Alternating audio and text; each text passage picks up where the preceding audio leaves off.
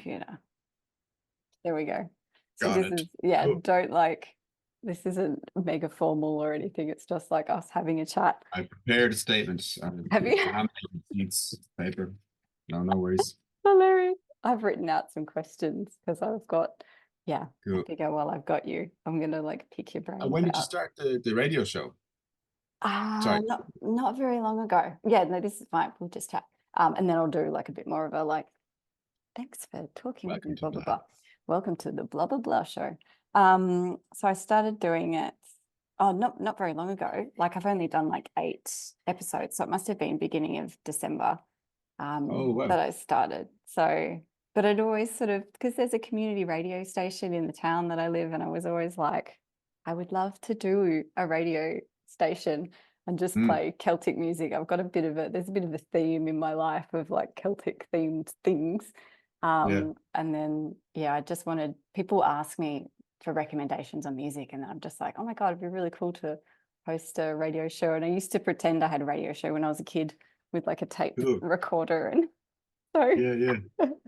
That's amazing. That's amazing. Fair play for doing that. It's so easy, and so many of us, we don't do those things. You have a little things, a passion or a sort of little dream thing. You're like, oh, I'd love to someday do this. And then it's so easy for those things to sort of slip by, to just not, there's so many chances and opportunities to not do them. yeah, And doing them is hard and weird. And you're like, oh, well, this is difficult. exactly. It's totally hard and weird. But the best things are. Yeah, and it's just about doing something, like walking in somewhere. And I'm like, so what are you going to do around here to get a radio show? And they're like, what? This is madam. This is a cafe. This is a library. Yeah. This is a police station. Yeah. What was I going to say? But yeah, you have a radio show as well, essentially. You have a podcast. That's like a radio show. I guess, yeah. I used to have a radio show. I used to do one in Irish. Did you? Yeah, it's the same sort of thing. There's an Irish language kind of community, like a volunteer. The shows are all run by volunteers. Yeah. And then there's a core staff who are paid. But it's been going over 25 years. Radio na Liffey. Oh, wow. In Dublin City, yeah. And I always thought it was an amazing station because you'd get these, forgive me, but like slightly, I was going to say poorly produced, but like slightly rough around the edges shows. Yeah. In terms of broadcasting and production stuff. But the music was amazing. And the people who were like hosting them were obviously obsessed enough with their micro niche topic of whatever it was. Yep. To be really passionate about it. That's pretty much community radio. Just kind of anoraks obsessing about the micro details of whatever their preferred thing is. Yeah. And I make a lot of electronic music as well as the acoustic stuff. Really? Old synthesizers and drum machines. Is that on your SoundCloud, Jonny? Is that like on SoundCloud? It's another project. Okay. It's another project, Automatic Tasty. It's like old synthesizers and drum machines. And I play live on these machines. So yeah, so it's like playing lots of acid house records and mumbling in Irish. And my production broadcasting was awful because when we're like having a chat here, there's a natural sort of tone or animatedness even over a computer. Like, whereas when you're on your own, I find, I don't know, did you find this in doing the show if you're doing it on your own? Yeah. It's really hard to not sound like you're recording from inside a cupboard, trying not to be heard. It's just this flat sort of, with a blanket over your head, because it's like soft dampening sound. but it's hard to be animate or sound in that animated way or something on your own. So I was literally mumbling, and then there'd be, here's more acid house or some Belgian techno or something like that. This sort of crack. Probably sort of in a weird way suited the vibe of the program. I guess. Like if you had this guy that was like, hey, radio DJ, like it wouldn't really work. While sort of like a mumbly Irish dude is like perfect for acid house music, right? But it was great crack. I loved it. Yeah, it was good. It was good. So yeah, fair play. I know what you mean. It's sort of like you do feel like you can't, when we're talking, we talk to people, and we get responses, and that sort of is that organic flow of how we talk. So when that doesn't happen, then radio. But it must be tricky for you with Bluiríní Béaloidis now that Claire's not on it, because you guys were so funny. Like just the like dynamic between the two of you. Yeah, it was great crack. It's difficult because it's different. Like, one of the things that's really I find particularly hard really is the because it's me doing it on my own, the workload in the archive here is a bit insane. Okay. And there's a lot, and we're preparing to move the archive. There's just a lot to manage, and it's a small team and a lot of output, so it's a lot to manage basically.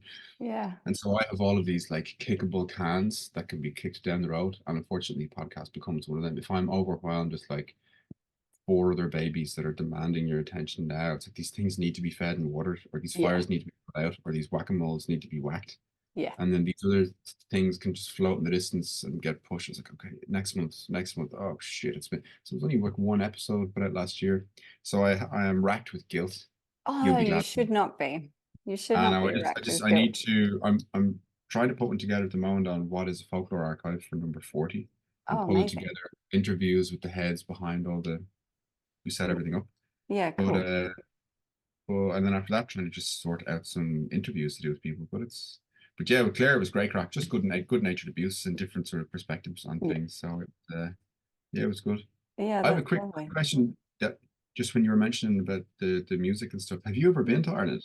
I have just once, Oh, and okay. I was like 23 on like a tour bus for 2 weeks, and so Nice. did not Perfect. appreciate Ireland in the way that I would now. I'm like late Dante's Sixth 30s, Circle and of Hell. yeah, but it Yeah. was beautiful. Although I did find because I was over in the UK for a couple of months, like backpacking, and it was like um I found Ireland out of all the places for me, just kind of, I don't know, it had this sort of unusual like almost sadness about it. I don't really know what that was about for me. When I was in Scotland, it didn't feel like that, but when I was in Ireland, and I just sort of got this unusual sense of, I don't know, like a longing. And I didn't realize then, I kind of knew that I had Irish ancestry, and I had this sort of like mixed bag of Celtic mongrel in me. But now that I know a lot more about like Angkor Moor and the Great Famine, and how like my ancestors came out as migrants Yeah. after that to Australia, and sort of, I don't know, on some level, I wonder whether it's probably, it might have been something to do with that. So Well, yeah, it sounds like it. I mean, I think there's a can be a loneliness and a bleakness and a sort of sadness to the land here, but there's a beauty as well. Not just the oh, land, it's but so the place. beautiful. And I mean that even in terms of like even beyond the natural landscape into like provincial towns in the Midlands that have been kind of abandoned by various economic plans, and so places that you just pass through without even noticing. Like you Yeah. stop there, like there is, yeah, there's a beauty, bleakness, but there's definitely a sort of yes, sorrow or something. I think the two things, Yeah. sorrow and joy, kind of mingle around here. But it's no surprise to me, given yeah your own background and we And I share wonder the if same names. the land of Ireland, like herself, if you were going to sort of speak about her Mm, as a sort of person of some mm, description, I wonder whether she's somehow mourning like all these lost children after the famine, because it was like a third yeah. stayed, a third died, and a third migrated, quite like Mm. roughly. And I wonder whether there's some kind of like yearning in some sort of spiritual sense, Yeah, I or think there like is. a, Yeah, I don't know. And then I wonder whether people, whether when they go, if they go to Ireland and there's some kind of like distant connection, that maybe that's I don't know, maybe that's sort of touched a little bit there, and I'm I not fully sure. agree. Yeah, I think that is the case. Yeah, should we be recording this? Yeah, it Is is this good recording. stuff? It's Oh, recording. it is recording. Oh, it is Can recording. I you hear forgot. Sorry, sorry. my phone keeps on dinging there, Johnny? Can you hear No, I that, or can't is hear that? it. No, you're not. And I'm just going to One shut thing. the window just because there's like Yeah, some yeah, go for it. crow or something out there. It's the Irish Oh, crow. auspicious. Cool, cool. It's the Morrigan. Yeah. There we go. Um, and this is not One even what I was thing going to speak to you about, but this is great. that you reminded me of there. Is this okay? We're just rambling along This here, is or no, we ramble, we can ramble, and then what I'll Right. do is I'll take what would be great for the radio show, and then I might put this up somewhere else if it's super Sound. Yeah, yeah. interesting for people. There's just something you were saying there about the the sort of, I don't know, the resonance of the place with the diaspora or whatever. And in Ireland, there's often a sort of, I guess, you have to forgive me, you're kind of thinking on the fly, so this might not, you have to take this with a pint of salt, like, but there's a sort of mixture of, I think there can be a sense of, what would I say? Not disdain, but not respect, not the sort of attitude or necessarily loving attitude for as regards to diaspora. There's like the plastic paddy syndrome, and then sometimes people who are X amount of generations removed from Ireland have that about themselves. A lot of Irish people have that. I've had that about myself, not in terms of plastic paddiness, but just a difficulty, a sense of alienation, basically. So on the one hand, there's this like distance to the diaspora in Ireland, I think. And then there's also a sort of playing to it in terms of like performing our own culture to sort of set ourselves like a kind of tourism board type of approach. As others, it's kind of dichotomy or whatever, but that's not specific to Ireland, I'm sure. But I remember walking along O'Connell Street one day. I was down at the Parnell Monument, and I saw there was like these American tourists, 3 American tourists, a couple and this guy, and they were looking at it, and they didn't seem to know like what it was or something. So I was stopped. It was that thing of like, you see, I don't know, you see a sort of tourist with a map, and I think a lot of Irish people, you'd be like, what are you doing? Are you lost? Or what are you looking for? You know, just start chatting to them. And I started explaining to them about the Parnell Monument and who he was and all this. And then I was asking, just what are they doing here? Do they have family here or whatever? And the couple had relatives here back in the day, and they were going across various parts of the country on a tour, obviously, and like trying to, revisit those places, basically just visiting their ancestral kind of homeland, for want of a better word, Ireland. But I was really moved by the other guy, the guy on his own who had become friends with them, but he came over on his own, and he said that his great grandfather was from Dublin, and that he knew next to nothing about him, but he just wanted to walk on the streets that he'd walked on, and maybe he had walked on those same streets. So he's like, I'll walk down O'Connell Street, and maybe my great grandfather must have walked on the street. I think it was his great grandfather. It wasn't that far out, like, or this or that street. I was so moved, and I was so that this guy, I was really moved by this guy's desire to kind of come and connect with Ireland, basically, and to sort of the yearning that he had to connect with his family, with his forebears, with his blood, his relations in that way, and place, the importance of people in place.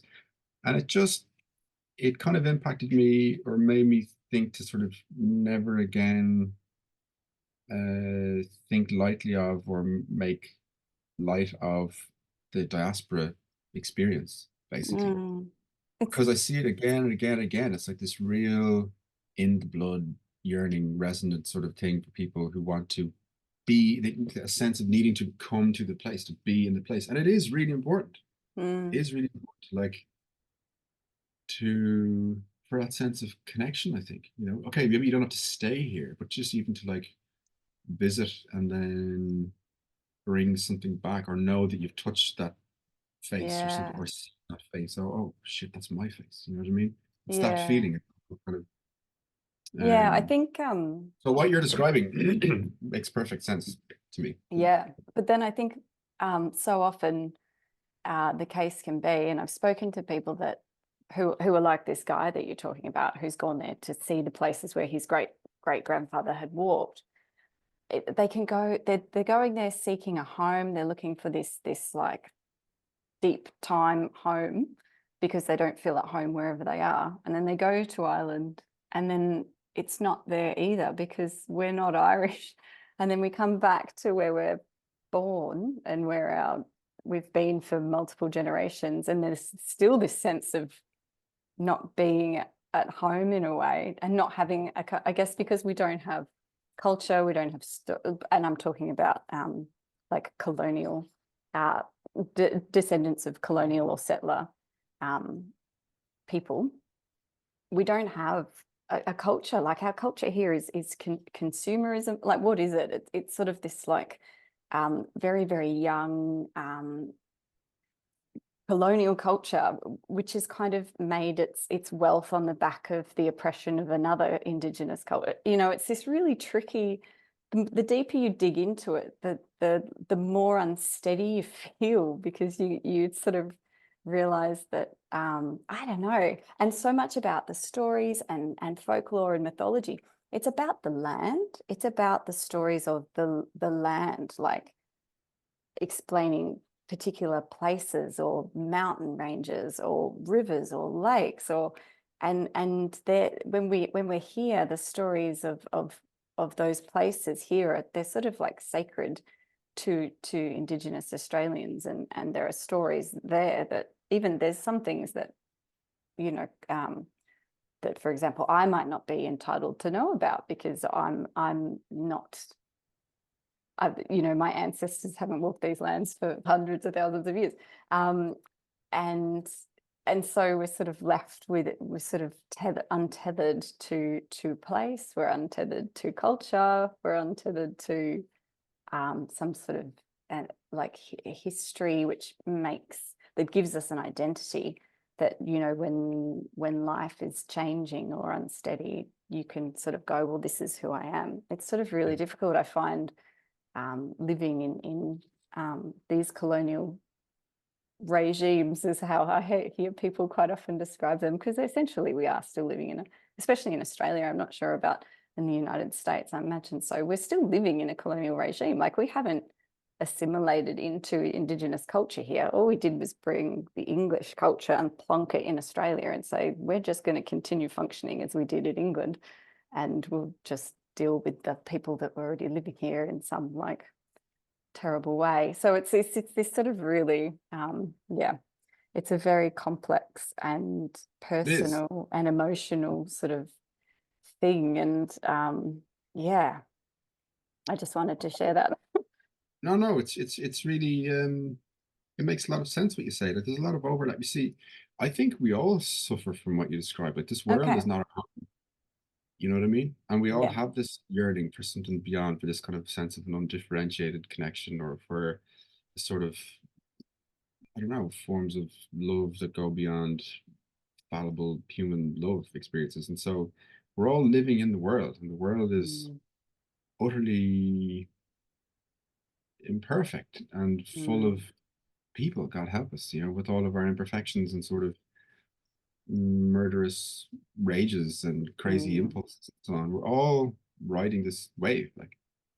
And so when you were talking there about we have no culture, like, a lot of, you can walk around kind of, the same can be said in parts of Ireland. The same can be said about Ireland. The same can be said about you know, the experiences of sort of, you know, the worst excesses of sort of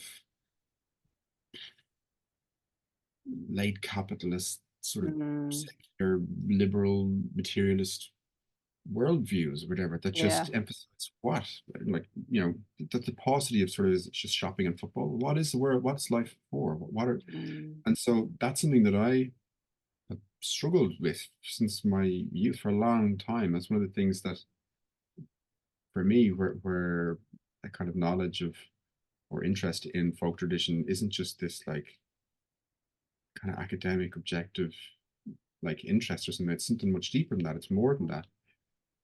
And it often is fueled, or for me anyway, it's fueled by a feeling of sort of disconnect and alienation, about being outside looking in all the time. How come there's all these people? They're just doing life, they're just doing culture. It's just like, there is sort of stuff in the playground. Like, how come these kids they're just playing this game or whatever it is, like just playing football, as it were, and I'm like getting shouted at by some bearded 5-year-old for breaking some esoteric rule. Like, I don't know, how does this work? How do I do this? How do I, a sense of being outside looking in all the time, and having that sense of disconnect about my own culture and identity as well. And how do I relate to this? And I'm not in it looking out. I feel like I'm out looking in at it. I think a lot of us in modernity, or whatever you want to call it, in the world, machine. In the machine, in the machine, are living with the complexities, but more so with the contradictions and anxieties that the machine perpetuates, because if we're stripped of memory, you're stripped of identity, you're stripped of barriers to profit. And if those things are sort of broken down and erased, then what's left is a series of stalls intermediaries between you and life, and people who'll sell you your name and sell you your identity and sell you your beliefs and sell you your community group and sell you belonging for a fee, and a shift and change because it's not rooted to anything, it's not connected to anything real. So when you were saying like, well, we have no culture, I disagree with that in terms of like, say you were saying about your background earlier as a kind of Celtic Mongol thing, you have like Irish blood, English blood, I have the same. Like, and so I think what's really destabilizing and really, really unhealthy for any people or any individual is a sort of to be laden with a sort of toxic guilt about your own core self, about things that you have no control over in terms of your own who your relations were, or their sins, for want of a better word. What are you meant to do about it? Like, what are you meant to, how can you absolve yourself of the past? Like, you need to be aware of those things and recognize them. You need to be humble, and you need to be empathetic and humble and but realistic as well about ourselves, like, and not to demonize ourselves, which is also a sort of neurotic, pathological sort of impulse to sort of demonize aspects of our own culture or our own identity, while also sort of in this inverse way positing as the most important thing that rules everything else. If we don't, you're just people in this crowd. It's a sort of inverse form of pride, and just the worst excesses of which are, to me, a sort of represent a sort of hand-wringing kind of neurosis about about like kind of who are we, and what is our role, and like we're guilty of everything. I said, you're not guilty of everything. You're not in charge of the world. We're not, you know. And so it's like, if you, what is destabilizing and what is anxiety inducing anyway, is the sort of the feeling of being cast adrift in this kind of empty, just the wastes of late capitalist small c civilization, where you have to kind of, you know, and the excesses of consumerism and the sort of tastelessness and the meaninglessness and the nihilism that is perpetuated throughout all of these sort of, I don't know, movements, impulses, whatever.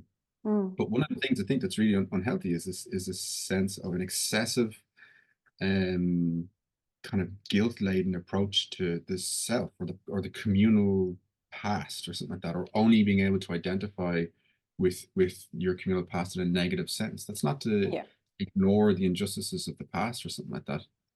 But I think if that's your starting point, then the places that you'll go with that will just be they'll be based on a negativity. That they'll be starting from be postulating negatives, basically.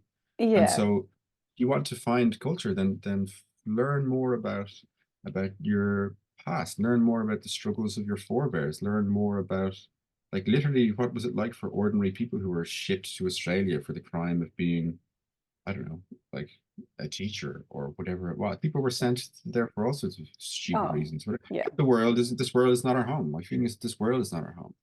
And so there's a level beneath all of this that needs to be, or above all of this, that sort of needs to be kept in mind as well. All of these things about culture and identity should be, maybe, I don't know, point to something higher again, you know? I don't know. Okay. Yeah. Yes, I totally get what you're saying. And I don't think I would say that my total focus is on the shamefulness of me being here and what my ancestors have done. Forgive me, I'm not trying to suggest that. Yes, at all. I know. Yeah, no, I know. But it's just sort of like there's definitely the struggles of my ancestors in Australia. But for example, that takes me back to the mid-19th century, which doesn't take you back very far. And I love ancient history, and I love the history of, you know, the Middle Ages and the medieval period and all this kind of stuff. And sort of you feel like living in Australia, but having this like bloodline which has come from this other place where you can't visit the sacred sites at your doorstep, and you don't have this connection to the landscape where there's this rich history that basically comes down the lane and then lands in your heart. Like you sort of, you've got this like disconnect. So like I totally do love reading about the pioneers and the settlers and just the struggles of especially Irish that have come out as convicts, and Irish women who went into factories, and like here in Tasmania there's some terrible stories about women being separated from their children. And, you know, that's the other thing is that a lot of those stories are sort of like, they are stories of struggle. And then there's some stories of triumph as well, I guess. But for me, I want to keep on pushing back further and sort of find, but kind of have this dual, it's almost like a dual home, which will be here, given everything that's come before me on this land. And then also, like, which is kind of true to what it is, like you know, the ancestors of people living in England, for example, in the Middle Ages are the exact same ancestors as mine. So people living in England now who had ancestors back then, sorry, they're my ancestors too. And there's here, you kind of don't really, you kind of know it on a theoretical level, but you don't really feel it. Like when my husband's from the UK, and you know, in his childhood, he sort of plowed fields and found Roman coins and found all sorts of amazing treasures. And you can kind of do that here as well. Like you can find like things from the 19th century, like bits of pottery and all this kind of cool stuff. But yeah, it's just this sort of, it's like, this is part of the picture, but I want the full picture, which I'm probably just being, there is this sense of I'm wanting the answer to it all, and I want to have a defined identity, which I know is impossible. Like it's continually evolving and moving, but it is, yeah, it's still, I feel personally, I'm really drawn to working out. So how does someone settle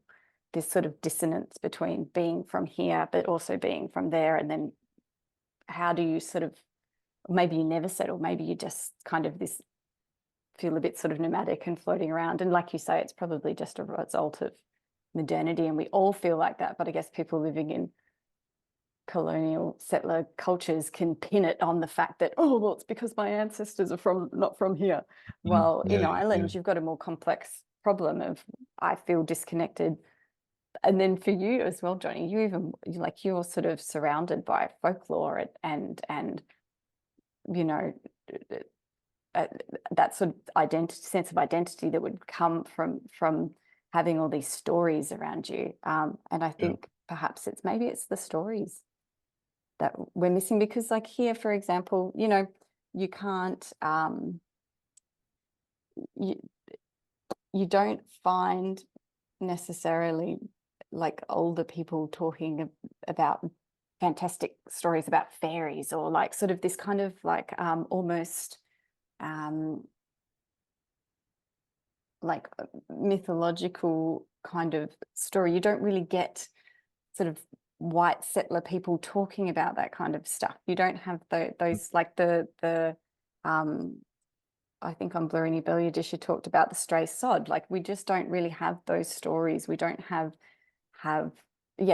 we don't have this like plethora of fantastic tales at our fingertips, and it's probably because they were not gathered in like the 30s and 40s, like they were gathered in Ireland by the National Folklore or the schools collection, I guess, forgive me because I'm making all these claims about modernity and stuff, but I don't know what it's like to live in Australia at all, so I have to, I suppose a lot of what you're describing sounds very familiar to me personally.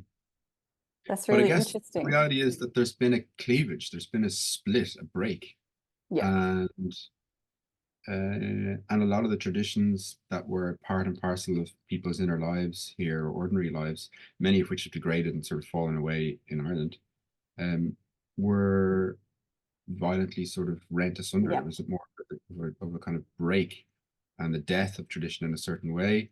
And then you are kind of struck or left with the reality of trying to fill that void in that place, but nothing's been attached to that place. So you're left with a sort of restless hearts, whatever. I think that's the experience of anyone who has to live in two places, like friends who kind of go and live over in England or whatever, like for years, and then come back to Ireland, and your heart is here and your heart is there, you know.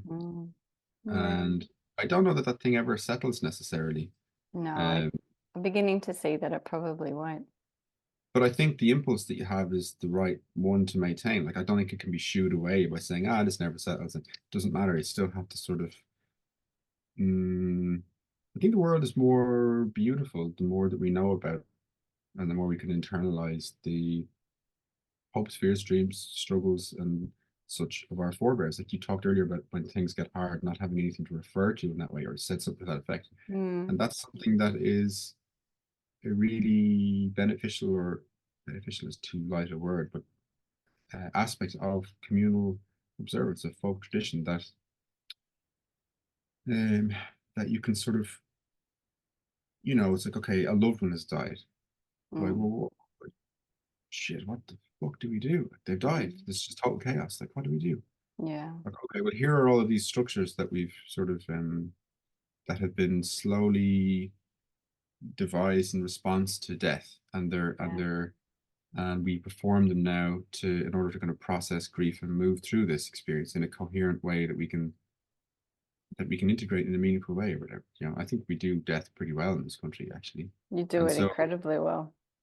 And it's really important. And if you don't have those things, then problem with the absence of these traditions that you don't know that you don't have them. It's like the world kind of shrinks, and then it's like, no, we're at 100%, and now we're still at 100%. You don't know it's not like this empty fields are left where tradition used to be. We just don't know what's absent to us. And so, but I think at a deeper level, the kind of heart knows, like, this is not it. This is not satisfying. Is this it? But I honestly think that goes beyond, for me anyway, it goes beyond place, beyond people, beyond time, into something else about this world itself. Like, that this isn't our home, is my feeling. And that everything that we're kind of the layer that we're looking for, that we're kind of sitting on top of as an anchor, is sitting on top of something again, you know what I mean? Or beneath again, whatever. I think restlessness might well be our lot. And yet within that, it's also really important to sort of to look at the structures that inform the past, because, like I said, at the moment, to me, it seems there is a sort of a nihilism and a tastelessness and an aching kind of loneliness that follows in the wake of a future with no past. And we're like, this is just a kind of meaninglessness that begins to pervade everything. If you let it, you know what I mean? Yeah. And so, and I think the machine does that. That's what it tends towards. It's this sort of great unifying stasis, a sort of, it's death, like a flatness, isn't it? Yeah, it's giant flat, everything just turns in, we're all turning into Starbucks cups. Yeah. God. Yeah, and just this kind of yeah, McDonald's, do you know what I mean? On every corner. Yeah. Say again? McDonald's on every yes, corner. exactly. Yeah. And I'm not interested in any of that. I don't want any of that. I don't care for any of that. And and I don't like people's hands in my pockets and reaching into my brain and planting kind of horrible ideas and stuff there. To get out of my, like, what is this? And so a thing that has become really important to me over the years in terms of working in the National Folklore Collection. When I first came in the double doors here, I never recovered. I never got over the feeling of, like, the feeling of an intense strangeness to the place, and it kind of overwhelmed by the strangeness of it all, and at the same time being overwhelmed by the deep familiarity of it all. Wow. At once, which is like a kind of a paradoxical sort of state. And it was these two things hovering over each other. This is so weird. This is so familiar. I know this. I recognize it. Do you play music at all? I'm an amateur harpist. So okay, well, let's say yes. Strings. Yeah. So as long as there are no follow-up questions, the answer is yes. So if on a guitar, when you pluck the E string, the high B just resonates in empty space on its own. Nobody touches it, whatever, but it resonates when you pluck this other one. And it was like that. It was like there was a sort of resonance and a deep recognition and familiarity. And that's part of what the folklore archive for me is, full of words and faces. It's like, I used to say that it's like a holy place, but it is a holy place. And it's full of the words and faces of our forebears. And then the thing that I've found is that as we sort of listen to their voices, like we hear our own voices, we find our own voices. As we look on their faces, we see our own faces. Yeah. I think that's what I'm looking for. I think that's part of what we're looking for. Words and We faces. being the diaspora. We're looking for the words and faces that are familiar. Yes. We're looking for a sort of deep, deep sense of, sorry, I shouldn't say we, but like I mean, of connection.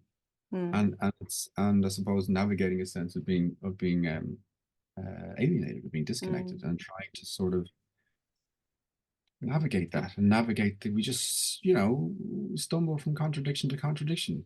God help us, people wandering around or whatever. And being assailed from all sides by TikTok videos and stuff. And then it's difficult because on the one hand, you have the benefit of a conversation like this where we can have a lovely conversation and you're on the other side of the planet. But this is a sort of positive offshoot of a direction of travel, which in its own sense, like what I'm trying to say is that technological sort of developments, the giant colossus or whatever that's been created, isn't made to have conversations like this. It's made as this flattener, but we can have these little kind of. It's like our humanity that it's found this inside of the big machine that's like. It's like, oh no, but we need this connection. We need beautiful things. We need these. We need to see people's faces and talk with them. Yeah. I think that's us finding the humanity in the cogs and the metal and the junk and the screens and the the flashing lights. Yes, the blinking lights. So it's very complex to explain, but maybe complex is the wrong word. Maybe it's very simple, but it's very deep. These questions, they cut very deeply, and I think more and more people, it seems to me, share this sense of a sort of anxiety about modernity. There's too much of everything. There's too much noise. There are too many opinions. There are too many, or everyone's meant to have a suite of opinions on a range of topics. It's just too much. Everything is too large, too fast, incomprehensible. The timelines are truncated.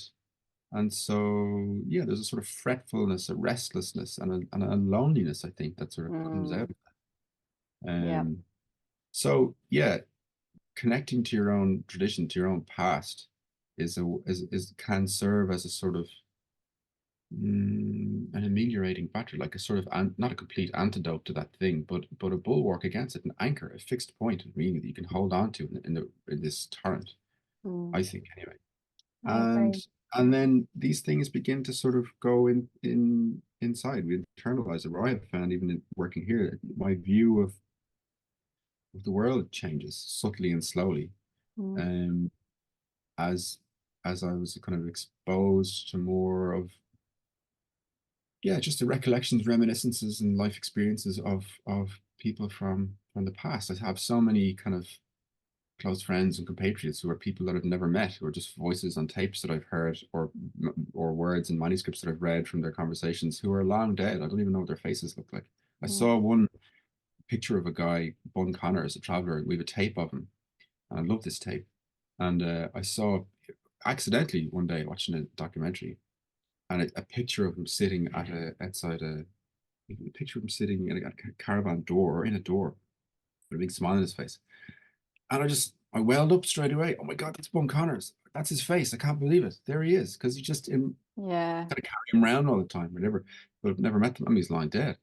And I don't even know why I kind of have that response, but that sort of thing happens all the time. So it's like, it's like working in a tabernacle in here. But it's not just in here, it's out there. It's like that thing is everywhere, but you need to connect with it, find it. A useful thing that might ameliorate some of what you're describing, for example, would be to go and talk to old people. Just go and talk to very old people. I bet you a lot of there's something in doing. We talk about even the thing of the radio show, like, just doing a radio show. It's like, I don't know how to do this or do that. Just do it and it will answer itself. I would say a lot of what we're talking about here, maybe not. You might just meet some insufferable old people, but you might chat with elderly people about their lives, and I think you'd find a lot of insightful, beautiful things would come from that. We have to do what we can, and I've found as well that it's like, behold this wasteland, and then you just going and scrape slightly, and you're like, oh, hold on, there's all this beautiful stuff comes out of it. So it's not gone. No, We have to definitely think sorry, that I've been rambling. No, that's okay. I'm like, I'm going to ask you some questions about your music in a minute. No. Oh yeah. Yeah. Sorry. In a minute. No, I totally agree. I think that our wise elders are totally underrated as sources of inspiration and different perspectives. And yeah, I love speaking with old people. I think I would rather hang out with old people than a lot of people that are my age. And I do. Same here. Because I know what you mean. It almost comes back to the stories. Like I feel, I don't know, in our fast-paced world, it's almost like we've got so many stories going on in our lives that it's just like blah, blah, blah, blah. We're all talking about how stressed we are and how busy we are. Yeah, yes. But then when you sit down with an elderly, they're such bad. And I hear myself telling stories and I'm like, am I talking about? Stop talking, Amy. Just be quiet. And then I speak with older people and they're talking and the other thing is they're talking about this world that doesn't exist anymore.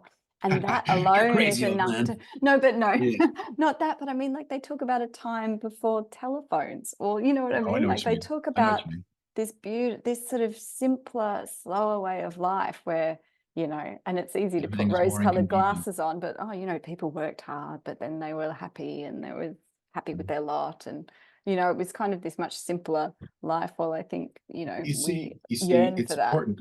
What you're describing there is really important because we're using the past to navigate the anxieties of the present there. We're using the past to sort of for the present. And the thing about aspects of folk tradition or our past or our collective inheritance, whatever, it's not just to sort of peer backwards behind the glass at a museum and, oh, wasn't that nice? It's like these things are useful for us now in terms of navigating this sort of mess that's in front of us, the crap stories that we're telling ourselves and all this sort of just the layer of crap that needs to be swept away or that we want to kind of wade our way through, whatever.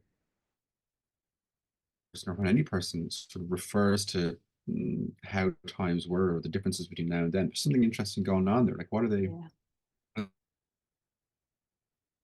How am I living? You know, what is my? Am I living the way that I want to live? Am I living the way that I should live? Is this good for me? Is it good for the community? Am I living am I out of tune with myself for the rest of my community? Do I have a community? What's going on here? And old people differently about narratives. Like they don't necessarily have to have a point. You know, here's the bullet point list, here's the intro, here's the outro, here's the synopsis, and that's the, you know, what can be analyzed and gleaned from this rubbish conversation. Here's my opinion on this matter, and it's ended, and now think about this. It's kind of linear, tiny, narrow bandwidth that we're expected to sort of live out all of life on. Often they just sit around. Who was it, John? I don't know who was someone talked about older people just sitting around the well of narrative and just these stories sort of coming out without a point necessarily, which can be really frustrating if you're listening to some the old person tell a story with no point. No, I'm joking, obviously, but it's just a different approach to narrative, and it's one that is really important because I think what's necessary at the moment are just sort of antidotes, alternate ways. Because one of the things the machine does, it sort of posits its own absoluteness, but there's something absolute about it. Sort of suggests as though it's always been here. Everything has always been tending this way. Everything's it's only up forever. You know, the kind of this myth of this sort of progressive escalator to heaven or whatever. It's like that's not what's happening. And so when you can suggest or interrupt or kind of worry that as a narrative, then you can suddenly see that the world isn't always the way that it is now. There are other ways of being in the world. How else can we be in the world? Why are we doing the things that we do like this? What else can we do? How did they used to do things? What worked in that way? It's not as absolute. It looks like this giant colossus, but you just poke at it. It's like and it shatters. Behind it, there's a void. Yeah.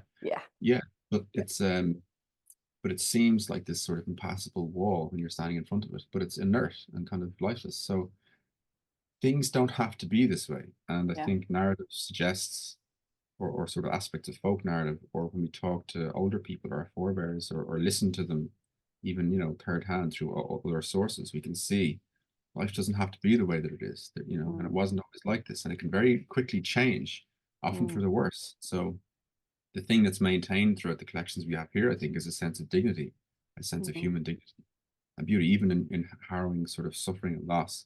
And that's something that should be maintained as well, sort of dignity of the human spirit or something like that in the face of I don't know, adversity, basically. That sounds like an album title. What did I even say? We'll have to like something of human spirit or something. Yeah. Yeah. It was a I don't know, fabulous it's just extended album title. Yeah. Yes. That but was very poetically put. I have an arts degree. So do I. It's been Oh, shit. completely useless in my life. No, anyway. Nice. But I think these are some of that's the importance. So I think even for some of what you describe, I think you know, for people struggling with these sorts of things, a useful method of to do your way out of it instead of think your way out of it might be to go and talk to old people. Yeah. You know, go to an old folks home and talk to some crazy old people about how life used to be and how crazy it was. The stuff that they experienced. I think you'd be surprised about the insights that they have to offer. I think it's good advice. Mm. So, Jonny. Yes. I'm going to ask you some questions now. So, I'll let you swallow your water. I'll have a sip of my tea. Sorry, Jonny, thank you so much for joining me and accepting my invitation to come and speak with me on my Celtic Session radio program. I just wanted to explore at first what kind of role does music have in your life? Like, what inspires you to write and play music? God, that's a good question. I don't really know, to be honest. It's definitely like a deep-rooted, seated impulse that what inspires me? I don't know. It's just an urge to sort of create. I have to create. It's like a sort of an impulse that can't quite be resisted, that I don't quite understand even myself necessarily. And what inspires it's these are just the worst answers, I think. I don't know. It's a mystery, really. But I know that I'd go insane without it. I think I'd struggle without having that sort of ability to express myself. Yeah, I just need to express myself, but it's without words as well. So have you always played music, or like did you grow up in a family that played music, or was it something that you came to later, or was came to it as like a teenager, yeah. But I remember like really early musical sort of memories and experiences of sort of like early songs on the radio or hearing bass lines that are just being really impacted by certain sounds. There music. I remember lots of music from the back of the cars as a kid, being driven around with dad, listening to tapes like Leonard Cohen and Eurythmics and stuff, and thinking about the lyrics, like why is he singing? Why is she singing like that? What does that mean? Or like, but it wasn't really a thing that I grew up with an instrument in my hand or something like that. It wasn't until I was 16 and I got a guitar. A friend of mine got one. No, I decided, you got a guitar. I want a guitar. It's this guitar business. And I got an electric guitar, and then it was like a door opened into a room, and then the room opened into a sort of chasm, and then the chasm opened into like the universe or something. It was just this other world. It's like another world. So I suppose when you're like, why the need to create or something, it's like another world that I can rove around in, or just have this impulse to sort of convey things from, or yeah. And so I was 16, I got this guitar and just became obsessed, like morning, noon, and night. And I got some lessons for a while, and then I don't remember this. Apparently, the guy told my mum that he was like, I can't teach him anything else, basically. So he's, I'm out of here. Amazing. And I think I just took to it and then became obsessed with it, basically. And I'd sit on my bed and I'd listen to like favorite records of different artists and catch things by ear. And so I would work on things that way. So developed, I suppose, an ear for melodies and sort of copying things out that way. And can't read music or write it or anything, or particularly even know the chords necessarily. You can't read music, so you're just like a genius, and you just. No, it's like, it is simple music. I mean, it's not complex. It's beautiful music. It is complex. Thank it's you. Like super. I don't play the guitar, but I can imagine trying to play that on the harp would be incredibly difficult. Like it's so intricate, and I don't know. Yeah. I guess the thing there was like, the thing that got me with the acoustic was when I discovered some American artists like Mississippi John Hurt, old sort of Mississippi gospel sort of stuff. Yeah, songs about going to heaven, or songs about how insanely difficult life is. They're like, yes, you know, I love those kind of songs. Yeah. And the playing from lots of those musicians and sort of was so simple, but so impossible to replicate. But one of the basic things, one of the fundamental aspects of it, I think it's called Travis picking or something. It's this alternating bass, your thumb just having this alternating bass on these two strings. I started doing that. I started getting into like an open tuning thing on the acoustic, and would have this open bass, constant rhythm going. Yeah. And then learned that, oh, you can have that, but then you can like play a melody separate to that on these higher strings. And then it sounds like there's sort of these different voices talking back and forth to each other. It does. I don't see it as being particularly, I suppose, complex. I'm not trying to be like false humility or something there. It just seems quite like, I listen to some musicians out here where it's inordinately complicated. I just don't like it. Just doesn't do anything for me. Then there are musicians like John Fahey and stuff like this he's a genius. If you want a genius in the guitar, John Fahey, that's sort of the father of so-called American primitivism, which is a strange name, but that style of playing on the acoustic, just that's like really, really speaks to me, resonates with me. And I suppose, yeah, it's a world, it's a landscape that I can sort of enter into, rove around in, and express myself in, and then to do it without words. And I don't quite know what it is that I'm trying to express even. I think it goes back to some of what we're saying about like, it's a yearning for connection. It's a yearning for a sort of, again, it's this feeling of outside looking in. It's sort of trying to understand the mystery that we're surrounded by. I'm not trying to be obscure or use flowery language or something like that. It's kind of hard to talk about this sort of stuff in any way, really, in a sort of way that sounds coherent or whatever, or doesn't involve dry ice wafting around in the background. But yeah, I have to express something, and then it's as though, I don't know, it's like these things are sort of buried in me and need to be dug out, or it's also like they're floating out there and need to be caught, and they can be pulled into this world, and like, yes, there they are, got another one. Maybe that's the same thing, you know, yeah, like with quantum physics, that's sort of like inside here or out there, or maybe both existing at the same time. Finally, a quantum physics reference. Yes, exactly.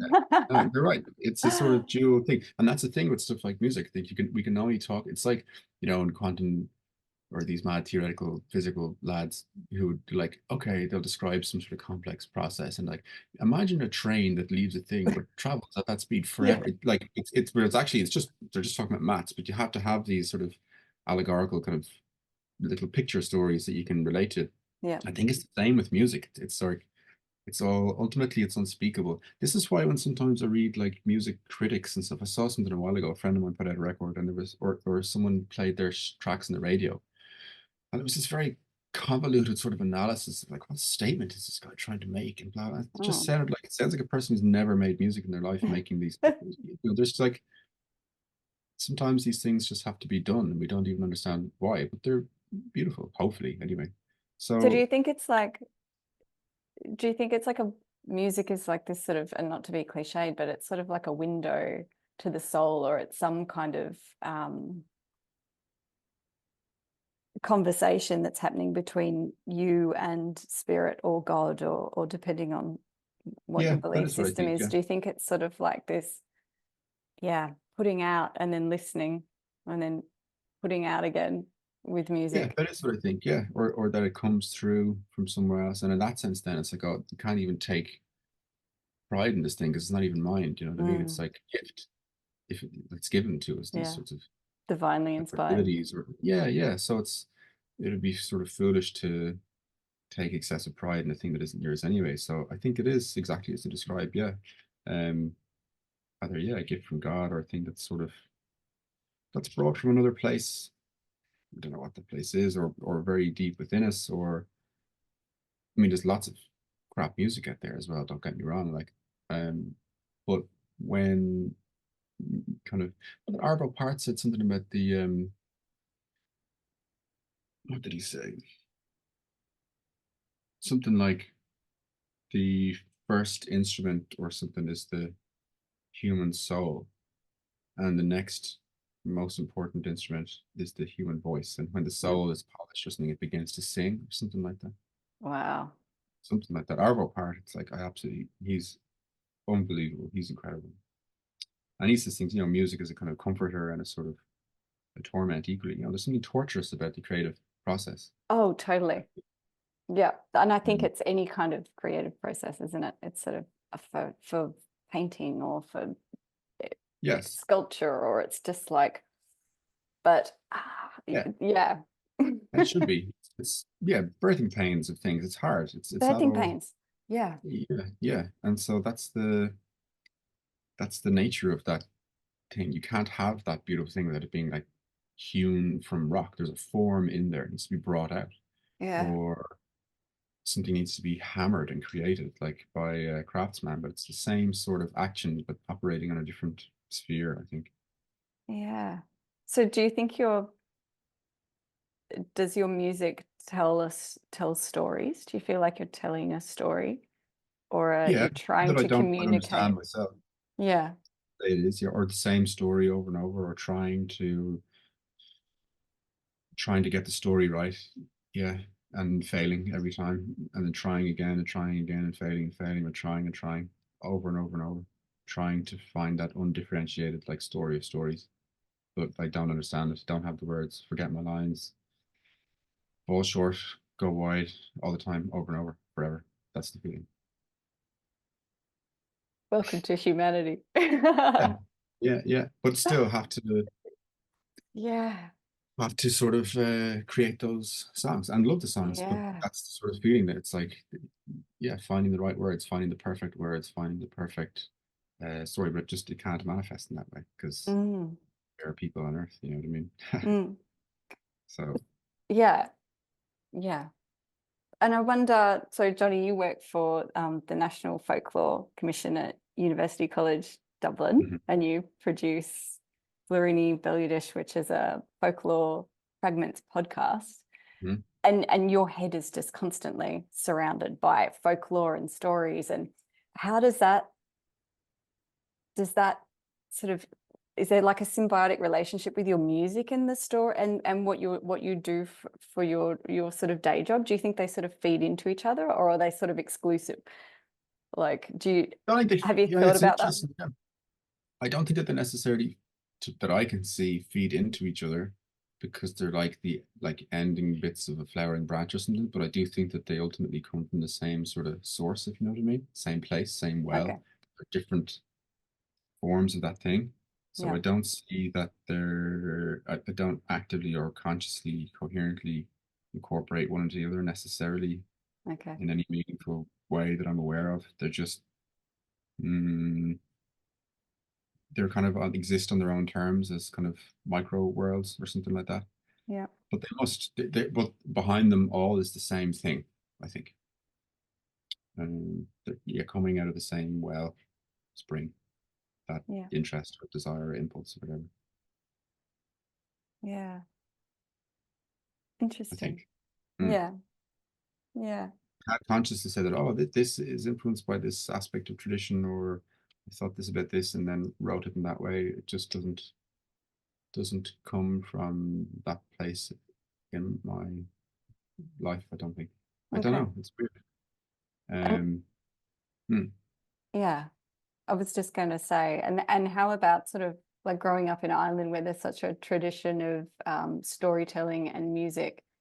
Do you think do you find that storytelling through music, has that played an important role in you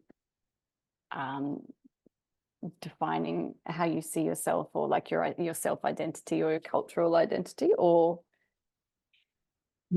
Probably, but in a way that, again, it's like hard to see the wood from the trees. Like definitely things like English language ballads and sean-nós singing in Irish have had a big influence on me, just even in terms of discovering these kind of art forms and like realms of artistic expression, and the stories that are within them, and the images and the pictures and the sort of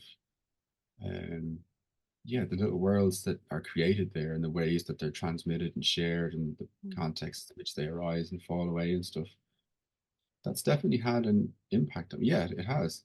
It's just difficult for me to sort of prize these things apart and necessarily say that this bit is connected to this and this one to that, like a sort of road system or something, you know what I Mm. mean?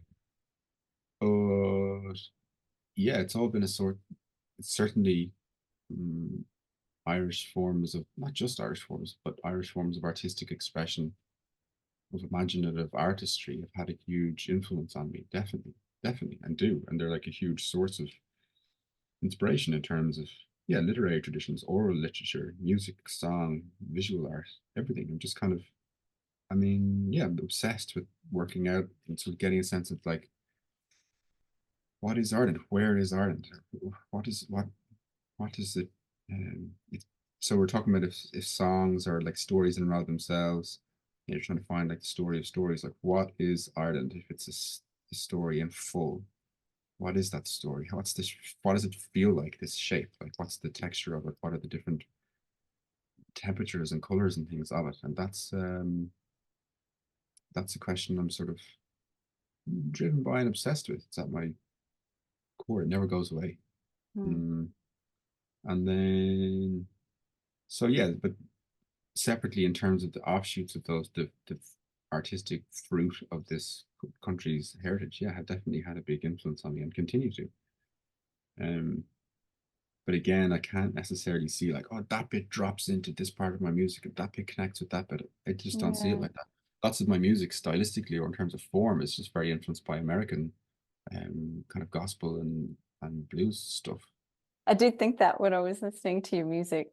I kind of thought, we've just to give a bit of context to what I'm about to say, we've just had like a Celtic music weekend here in the town near where I live. And I was having these conversations with the musicians there saying, like, what do you think of this sort of like cross-cultural pollination between like Scottish and Irish music being played in Australia and then or New Zealand? These guys were Kiwis from New Zealand, and how they sort of take these traditional songs and then they kind of change them and it sort of becomes their own, and then it sort of like feeds back into the tradition. Like they were talking about Cape Breton Island in Canada, how there's this really strong like feedback between like the traditional homeland of the music and the diasporic landing place. And it's sort of like, I think the banjo came from, was it banjo from the Appalachian Mountains or something? And it I was think sort of so, yeah. like this African instrument where you had this like multicultural mix of immigrants in, I don't know whether it was the 19th century or 18th century, and they sort of, you know, like came up, this instrument evolved, and then now it's like a key part, a key instrument in like sessions in Ireland. And sort of it's this like fantastic melting pot of different ideas. And then yeah, then I was listening to your music and I'm like, Jonny Dillon's music sounds like American gospel, like bluegrass music, and not so much Irish. But then it does have this sort of, it has this sort of like meandering about it. But you do have this kind of like way of making it yours, and it does have this, I don't know, like I almost get a sense of like rivers or sort of streams and flowing into holy wells in sort of some like countryside and place Nice in job Ireland. done. Yeah, so tick, right, I can die Hey, now. yeah, yeah. Yeah, so it's like sort of, it's this, the thing about music is that it's this ever evolving spirit. It's like spirit, it's like water, right? It sort of flows across the whole world, but it's constantly changing and going into different places and doing different things. And then it's, I don't know, Yeah, you it can't just tell it blows what my to do. You mind. can't pin it down and sort of sit there, No. do that, don't do that, Yeah. don't go over there. This is why when you know, it's like it's cultural continuity and change. You know what I mean? It's not Mm, forms and things aren't fixed. You can't no. fix them. Like pin it here and put that there, and you can't have that. You know, you can't sing that song. You can't play that like that. It's like whatever. It won't listen. These things transcend their own context. It's not immediately, Yeah. not even to the benefit of the art form itself always. Well, you can't pin these things down. They blow where they will. They go where they want, whatever. And so when you were describing that, the Kiwi lads playing tunes and yeah, there's like a feedback loop, continuity and change, and there's always that tension between a kind of conservative element of, I don't mean that politically, but just even the impulse of sort of traditional forms or artistic forms in general to sort of retain their form, and then another which is pulling on the opposite direction into the potential of what it could change into or become or something. And either or, if you kind of go too far in the direction of formlessness, you wind up at like, I don't know, you wind up in a like spoken beat poem hell in some with like cats being like strangled in the background. Yeah, and you're wearing a sort of polo neck, or what's those high neck jumper, and what has happened in my life? And so it's that, or then if it's too far on the other side, then it's this very stifling sort of, somebody needs to open a window in here. There's no variation. There's no artist. There's no, that spirit can't get in and sort of mess things up. So it needs to be, and there need to be people perched on the far edge of the sort of the impulse to retain. And God help us and God bless them. There needs to be people perched on the opposite end, making terrible sort of formless poems, whatever. And you need those sort of two poles. They're two poles or two magnetic poles, whatever. And so yeah, it's like those are the forms in terms of the guitar, the form that most speaks to me. For example, I don't really like the guitar at traditional sessions. I'd see now some people play it really, really do it really, really well. And some treatments of like just the pipes and an acoustic guitar sort of half picking and half, underpinning something with chords can be really, really nice. There are examples of really good artists in Ireland who do that really well. But a lot of the time when it's just some lad chopping away on an acoustic guitar in the corner, a load of tunes, it just doesn't fit. It doesn't fit the sort of, the tune is kind of carried in the high end by all the melody and stuff. It needs to cut across a full room of dancers back in the day. It needs to be like heard. And the guitar just, it's not meant for that. It's like, in my view. And so oftentimes at traditional sessions, when I see guitar there, I'm not really moved by what it's doing. And I'm not like, oh, I want to get in there and play guitar. I don't. And in terms of even like jigs and reels and stuff being played, being picked and stuff on guitar, again, some of that's lovely and really nice, but I don't really have that. Doesn't really move me in the same way. And then when I hear Mississippi John Hurt, singing something like "Lay Your Burdens Down" or "Blind Man Sat in the Road and Cried," I'm like just totally overwhelmed. Or Lonesome Valley or something. That's where it's at. This is it. This is where I have to go now. I've never been to Mississippi. I'd love to go to Mississippi. I corresponded with his grand niece. She organizes this like festival in his honor every year. I think that she's like a teacher from Chicago or something. I watched this interview with her. She seems like an amazing woman. And yeah, I'd love to go there someday. I'd love to go there someday. Avalon, Mississippi. I don't know, sit there and cry, probably wander around playing songs. I don't even know. I have this. Again, I have that about aspects of that sort of American music, this dream of sort of, I don't know, driving on some huge American road or something. You know what I mean? Yeah. With the wind in your hair. Yeah. And so it's like, I don't know, Mississippi and all that sort of, where all that music came from, what that world is. That is what resonates with me.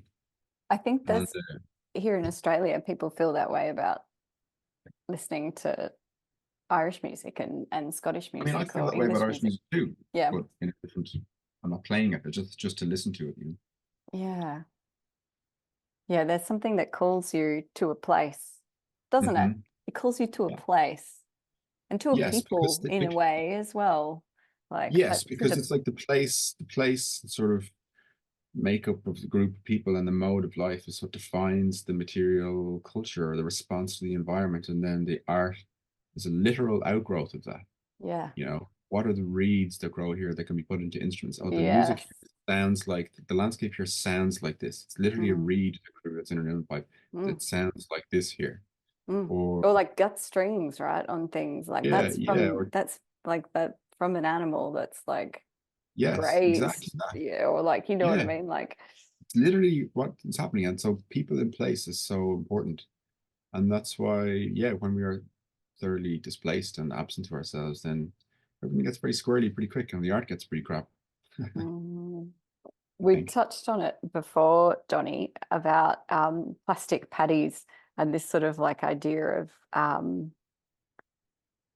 having this cultural blob of, say, Ireland in Australia, and like how it's evolved here, and how I guess people back in Ireland might perceive, like, for example, like an Irish session that happens in Australia, or when Australians do Irish things, how do people in Ireland feel about it? Like when Australians are playing Irish music, or Australians are celebrating St. Patrick's Day, or Australians are, you know, call it, it's more of a sort of, I've seen sort of more people from America are more likely to say I'm Irish, even though they're like fourth generation Irish, while in Australia people I haven't met too many people that will declare that they're Irish, even though they're like not from Ireland. How is that received back in Ireland? Like with enmity and bitterness. Yeah. No, I think to be delighted, like just delighted.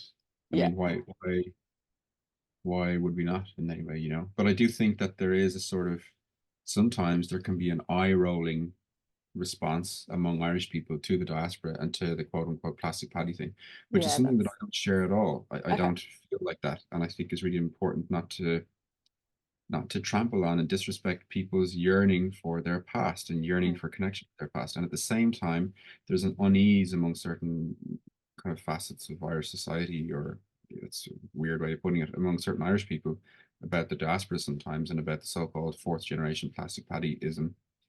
And yet at the same time, we often perform our culture, you know, for tourists. We perform ourselves, or perform a version of what we think we're meant to be viewed as, in the context of sort of tourism and to make a living as well. So there's sort of, you know, playing to the crowd, and I don't know, eye rolling as well. Or it's full of contradiction. I mean, we do that a lot. There's a nervousness in Ireland about aspects of our own identity and how cleanly we can relate to it. There's a mixture of pride and maybe not outright shame, but unease, or maybe there is shame in there as well. Certainly there's, in fact, what am I talking about? There's no shortage of shame in this country. But there's a sort of mixture of pride and shame, shall we say, in terms of expressions of Irish culture, where I remember, for example, when there was the whole quote unquote debacle regarding fairy forts, and it was brought up in the Houses of Parliament in the Oireachtas here. And one of the things that I found intriguing was the fact that there was an article in Ireland online, and the article was about the fact that another article on the BBC about this issue regarding fairy forts was the top read article that month, or something like that. So you get here. There's an article in Ireland, an article, and an article about the article. The article about the article, and the article that was about the article, which here was this hand-wringing nervousness. Look at them over there in the BBC reading about our stupid fairy forts. Oh my God, this is so mortifying. Or is it? What are we doing? You know what I mean? Are we deeply embarrassed? Are we not? So we think of ourselves separately, and then we're very influenced by sort of, well, what do the English think of us? Like, what do the Americans think of us? Do they like us? Do they think we're special? Or do they think we're silly or backwards? Are we silly and backwards? Do we think that about ourselves? And I think we often kind of oscillate between those two poles. I mean, not often, but we can oscillate between those two places. A nervousness around embracing aspects of our folk tradition, a desire to do that, a pride in ourselves, a desire to be different, to be not English, to be not American, to be not this, not that. And yet also a sort of nervousness that undercuts that sometimes. An embarrassment maybe about aspects of Irish tradition, or the language, or a resentment maybe that we can't speak it, but publicly sort of expressing resentment about the language or how useless it is, but privately wishing that we could, or being proud of a friend who can speak it. So there's a sort of, there's a nervousness that comes with aspects, and a complexity that comes with aspects of Irish identity, of who can embrace the culture and how, and what do I have to, how do I have to perform that? How do I have to manifest that? Do I have to manifest it out? Do I have to wear, like, I don't know, kind of tweed cap and sort of do this other stuff? Or, and don't get me wrong, some of my best friends are tweed caps, as it were. I don't have I love a tweed cap. How do I perform this? Do I have to wear it as a woman? I have to wear a kind of cloak and shawl and stuff like this? Or do I have to speak Irish to old rocks and stuff? What do I have to do? What does it mean? What does this mean? And so how do I embrace these things? And so obviously I'm being quite facetious about it, but I think that there is a nervousness at the core of aspects of Irish heritage, identity, tradition that yeah, it's complex, like all cultural identities. It's sort of and in part there is an aspect of sort of, for people who had to leave, you'll often find that their view of the country is sometimes frozen behind a layer of ice. It's frozen in time, and that the picture that they have of the country is sort of frozen. I remember there are a series of tapes here collected in Holyoke, Massachusetts, 1982, I think, by Leo Corduff and Professor Seamus O'Cahan, the former director of the Department of Irish Folklore here, now called the National Folklore Collection. And they made these amazing tapes from people who left Mayo and other places in like the 20s. Wow. Have this funny twang of a kind of Mayo accent and still have bits of Irish, but they had like an American accent at the stage as well because they were very elderly. But oftentimes their sort of picture of what the country was like frozen from the day they got in the boat. Yeah. And they'd never come back. So there's that mixture of longing, pride, and sometimes a sense of yeah, embarrassment and shame as well. It's sort of complex layers of remembering and disremembering, stuff like that. Weird. Does Ireland have a sense that, you know, again, we sort of spoke about it earlier, that maybe, you know, there's these children of air, these children of Ireland. Is there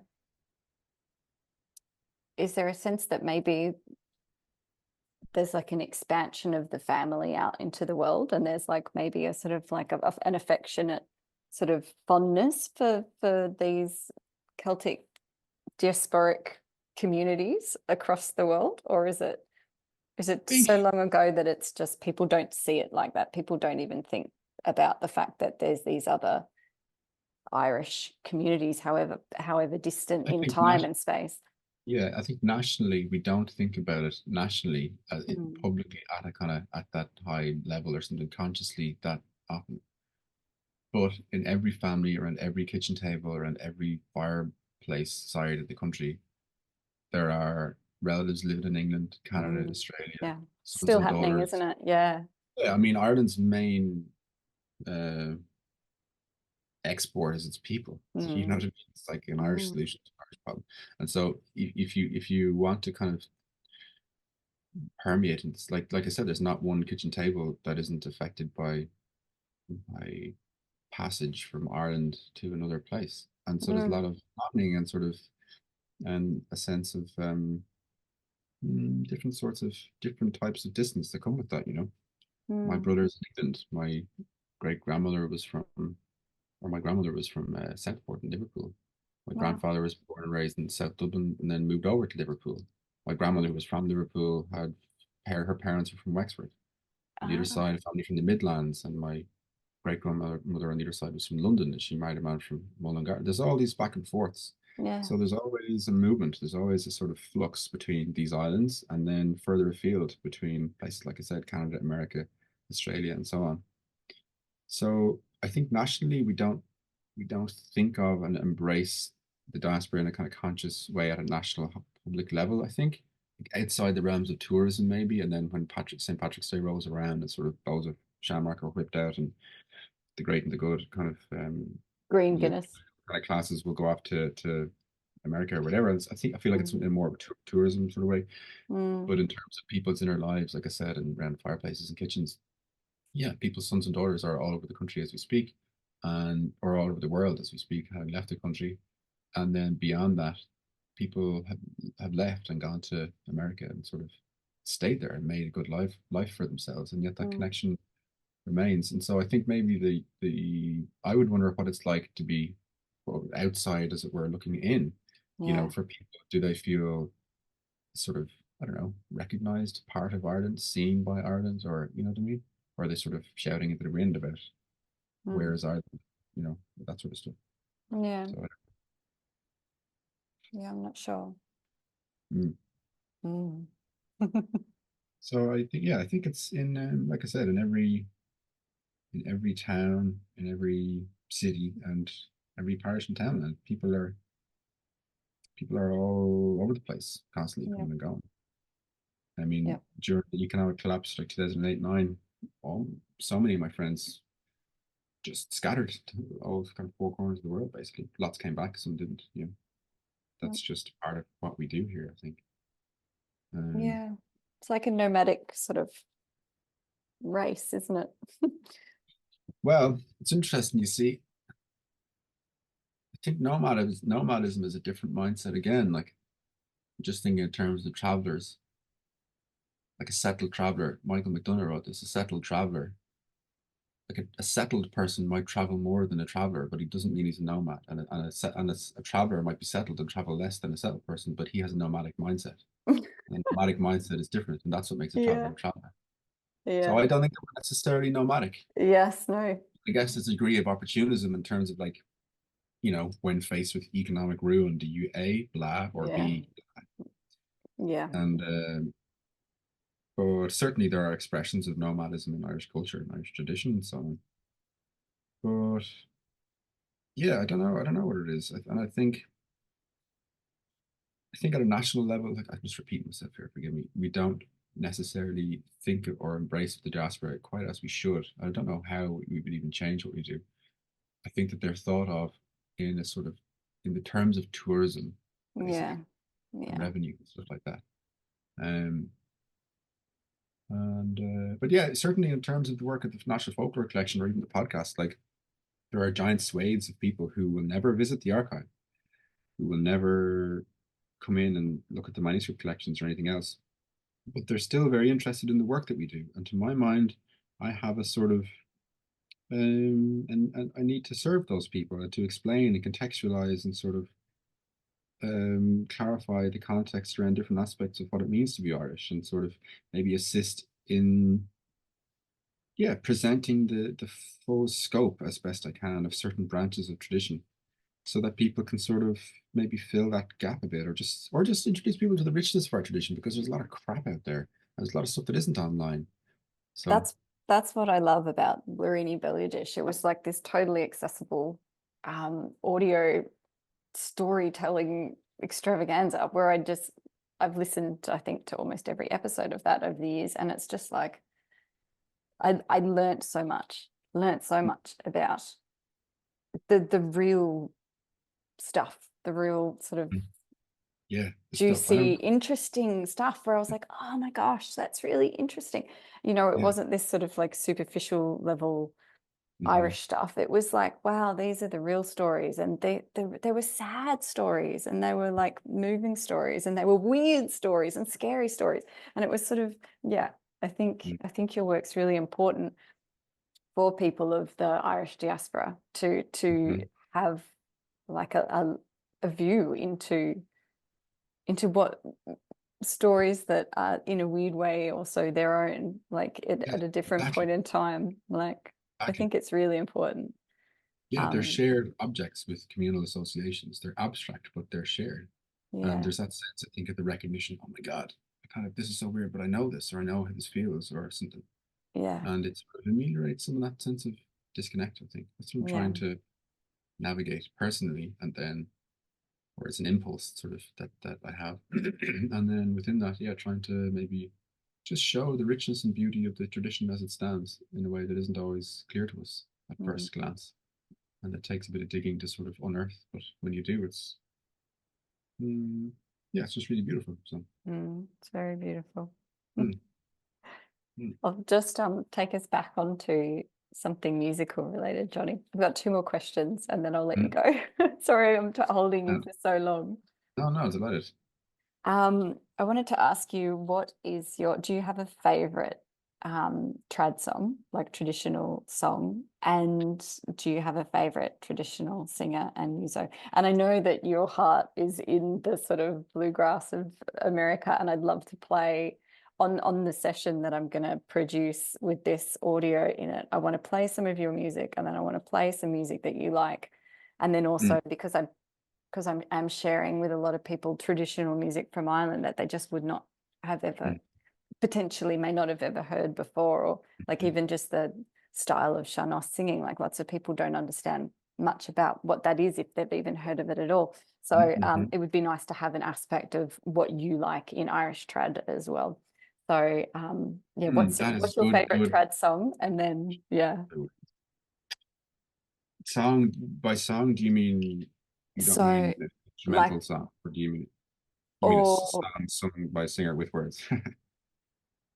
are they too different? You got no, I mean, if you could choose the best out of both of those genres, like what would you choose? So whether it's like a reel or a jig, or it's a traditional, like I'm gonna say this wrong, but like I remember you shared the Kina, the three Queen and where the Three Word. Yeah, yeah, yeah.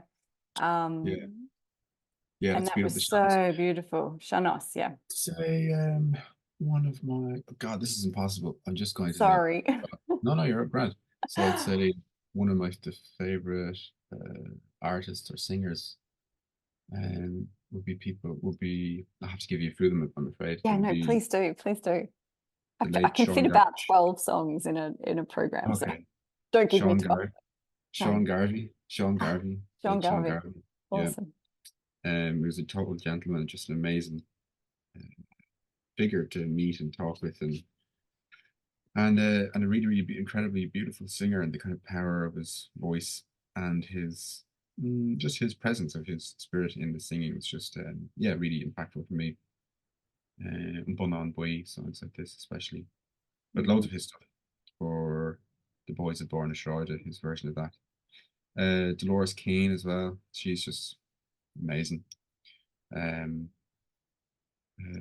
yeah, her records with John Faulkner and stuff like that from the late 70s, they were really incredible. And who else? Those in terms of as musicians and pipers, I just go to someone like Seamus Ennis. Again, was a collector for the Folklore Commission and a master uilleann piper. And then I'm thinking like who else? God, this is impossible, but just think someone like Finbar Fury as well. The Furies, an aspect of kind of Yeah. traveller and singing tradition as well. It's a whole world there. Dara Bawn, another Shamrock singer, credible Shamrock singer. Yeah. Martin Tomjani McDonagh. Um, yeah, I'm just kind of naming people at the stage as opposed to kind of impossible, but there are a few names. There are a few names from that. Fantastic. Yeah, yeah, yeah. I do Thank you, love Jonny. and listen to that to that sort of music. It's just in terms of my own music. Yeah, it goes somewhere else. It comes from somewhere else, I think. Yeah. Somewhere else that weirdly is also influenced from where you come from, you know? Yes. Yeah, It's yeah, like that yes, sort of exactly. infinity sign. Meandering. Yeah, yeah, Yeah. exactly. Um, I'll also be wanting to play a few of the songs from your latest album, A New Directive from the Bureau of Compulsory Entertainment. Fantastic title. And I'm really excited to share your wonderful track, The Corridor of the Heart, which is sort of one of those. I spoke before about your music having this sort of wandering beauty Mm. to it. When I first listened to that song, I was just like, it gave me shivers. And then also because you have the quote at the beginning from Saint Macarius the Great, Santa who's Claus, one of the great. desert fathers of sort of Mm. ancient Christianity. Um, can you tell me a little bit about that song? Like what inspired you to write it, and the quote, that what inspired you to include because all of your music is instrumental, and then Mm. as far as I can tell from what I've listened to, and I've listened to quite a bit, and then you have this track which has you talking at the beginning, and so that's really unique for your work. Yeah, Yeah. yeah. The thing with that was actually quite specific. That's a really rare song where it's sort of one of those few instances where it sort of fell out of the cosmos fully made. It was written in Wow. like it's flat, which never happens. Yeah, and came from a sort of yeah, an intense sort of Imbas. feeling of like a mixture of sort of despondency and love or something like that. I was watching my little kids playing under the table in the kitchen, and I had a sense of being kind of overwhelmed with love for them, and also then sort of seeing the full scale of my own shortcomings, failings as a human, as a man, as a father. So having a sort of sense of love for them, a profound sense or vision of my own sort of yeah shortcomings and sort of vulnerabilities as a human, like I said, a man, a father, and then that being surrounded by a sort of ineffable love that went around the whole thing again. That sort of held the whole thing in place, basically. And so that song came out like that, like a prayer. And that's only happened maybe, I don't know, once or twice or something like that. It's interesting. And so, yeah, from a pretty kind of extreme place. It was just, there was smoke coming off that, steam coming off of that land sort of thing. And then the quote from St. Macarius the Great was just, yeah, when I read it, I knew that spoke to whatever the song was saying as well. Wow. It was like, this is, so that's why I included that. Yeah, this sort of, yeah, all things that are in the heart, for better or for worse, basically. And that's kind of all that there is, yeah, to that in particular. So it has that, it came from that place, a mixture of a sort of despondency and love at the same time. It's never one thing. Yeah. Yeah, I feel you on that with parenthood. I definitely feel you with that. Wow, that's really interesting that that's the particular song that resonated so much with me, and that's sort of like this divinely. Yeah, it's good. It means it must be true. You know what I mean? Yeah, that's what I mean. It's like, yeah, you put it out. Yeah, yeah. That's incredible. Yeah, it's great. And there's lots of other tracks on the album that I'll want to share. Yeah, they're great. Yeah. Awesome. Oh, well, thank you so much for speaking with me, Jonny. Is there anything that you would like to add or say, or before No, just thanks. we go? Just thanks for the invite. And it's just lovely to chat. It's lovely to chat about these things and the sort of complexities and the things that, I don't know, things we're trying to navigate in the world at large, and then it connects to artistic expression and sort of, yeah, just attempts to muddle along and kind of work it out. And I hope I made some sense in what I was saying. Yeah, but yeah, no, it's just an invitation. Thanks for the invitation. I appreciate it. And You're I hope people enjoy the music, I suppose. Yeah. I'm sure they will. Awesome. Thanks so much, Jonny.